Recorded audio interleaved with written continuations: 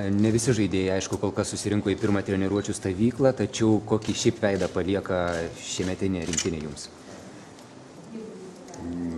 Kokį veidą dar tik tai pirmą treniruotę buvo, bet aš manau susirinks visi ir tada pasimatys tas veidas. Nors aš tikiu, kad jisai bus geras, kadangi ir pajaunėjus kažkiek, ne? Kaip sakyt, kai kur dar bus turbūt nebandyta, taip kad bus labai įdomu. Kleiza prisidėjęs, tarsi komanda turės tokį pagrindinį lyderį. Ką tai gali suteikti rinktinei? Tai tu taip sakai, kai jis pirmą kartą prisidės.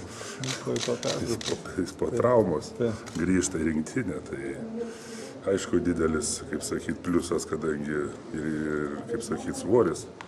Kadangi jis ir prieš tai buvo lyderis, ir dabar yra lyderis, ir kai jisai turėjo traumą, buvo lyderis, kadangi čia niekam nenaujiena. Taip kad svarbu, kad viskas per tą trumpą laiką suderintų stygas ir veiktų, kaip kažkada mes matėm ir kaip norim, kad jis žaistų. Arvydai, kaip minėjote, nemažai rinktinėje jaunų žaidėjų, kuris tikrai gali prasibrauti jūsų manimų į rinktinę, vertas galbūt, arba kažką nustebinti, parodyti kažkokį kitą rinktinės pusę teikiamą. Aš matai, čia geriau trenerio klaus, kadangi jis dar vis tiek turės atrinkti pas tą, kaip sakyt, tą 12-uką, taip kad nenoriu aš čia savo nuomonės reikšti, bet aš manau, kad turėtų atsirasti ir jaunų. Ar jums pačiam vasaros metu, sakykite, tekdavo 2 kartus įgyti sportinę formą gerą, ir kiek tai sunku jūsų manymų? Matai, čia toks gaunasi, kad praktiškai kai kur dar nesibaigia ne čempionatas, kitiem net nereikės įgaudinėti turbūt. Jie turės tik pratęsti. Taip kad, aišku, nestandartinis įvykis, bet pagyvensim, pamatysim. Aš manau vis tiek, jeigu tu nori žaisti krepšinį, tai, kaip sakyt, skirtumo nėra labai didelio. Noras jį turi sunaikinti tą skirtumą. Kaip krepšininkams vis tiek ilgas sezonas, tarkim, prasidėjo Liepos 18, daugumai iš jų stovyklą ir dabar tos kelios savaitės poilsio. Jums kaip buvusiam krepšininkui atrodo užtenka taip atsistatyti jėgas?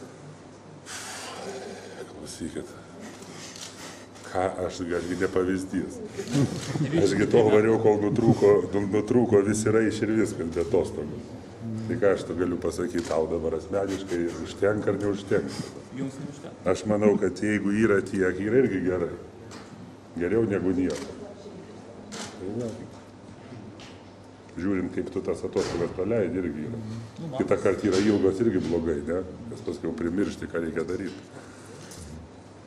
Federacija dabar sprendžia Donato Motiejūno draudimo klausimus, kaip jūs vertinate šitą situaciją? Kaip aš vertinu, aš manau, svarbu, kad jis įspręstų viskas. Bet aišku, ten drausti visą sumą ir viską, manau, biški yra žiauroka, nes, taip sakyt, gyvenimas eina, jauni vyrai, jeigu taip visko bijoti, tada ir į lauką išeiti. Kaip sakyt, nereikia eiti į lauką, reikia žiūrėti, bet aš manau, viskas įsispręs ir mes jo laukiam ir, manau, viskas bus gerai.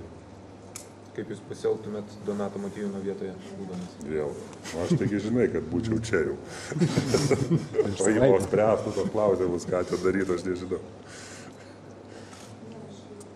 Aš sakau, aš esu sunkus pavyzdys.